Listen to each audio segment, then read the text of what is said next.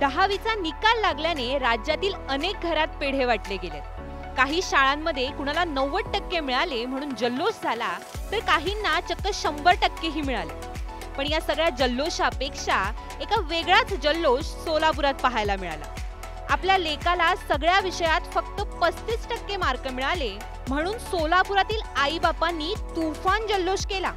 तिथल्या सिद्धेश्वर बालक मंदिर शाळेतील शिवम वाघमारेची ही भन्नाट गोष्ट आहे। या पठ्ठ्याला 10वीच्या परीक्षेत सगळ्या विषयात मोजून 35% मार्क मिळून तो कट पास झालाय। पण पोरगं नापास झालं नाही तर पास झालं एवढंच त्याच्या आई वडिलांना पुरेसं आहे। त्यामुळे त्याच्या आई वडिलांनी आणि नातेवाईकांनी चक्क गुलाल उधळला आणि पेढे वाटले आणि जल्लोष केलाय। गाववाल्यांनी या हिरोला हार तुरे घालत गावातून मिरवणूक काढली।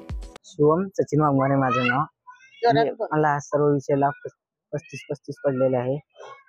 तर पण माझ्या शाळेचे नाव श्री सिद्धेश्वर बाल मंदिर। मला वाटलं नव्हतं की 35 पडेल, जास्त पडेल, ते आता पडले।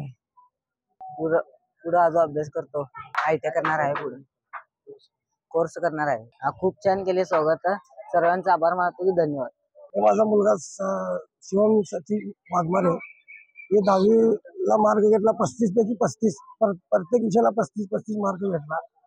हे खूप आनंदाची गोष्ट आहे। गल्लीतले सर्वजण मिळून त्याचा जरा सत्कार फिरवून मिरवणूक हे ते काढले। ते आम्हाला वाटलं बी नव्हतं की 35 घेतल्यावर आपण नाराज झालतो, पण हे विषय वेगळा काय कळल्यामुळे मी विचारलं तर काही राजनीती जे 35 पैकी 35 प्रत्येक विषयाला घेतले म्हणून ते त्याच्यामुळे आम्हाला समजलं की त्याने मुलगा लय सारखं त्यानं असं म्हणतंय की मी आई अभ्यास करतो, मी असं करतो तसं करतो। लय चांगलं पोरग शाळेमध्ये जायचं याचं चांगलं येत होतं। आम्हाला काय वाटत होतं यानं पास होतंय का नाही बाबा, कुणीकडे बी फिरतंय, पण शाळेमध्ये नेमानं जात होता। शाळेमध्ये जायचं याचं सिद्धेश्वर शाळा, त्या शाळेमध्ये खूप चांगलं शाळा शिक्षण केला। आता पास झाला असं होतंय का नाही की वाटलं होतं। परिस्थिती बेकार आमची, परिस्थितीमुळं शिकून आमचं जरा अभिमान चांगलं केला, आनंद वाटला आम्हाला।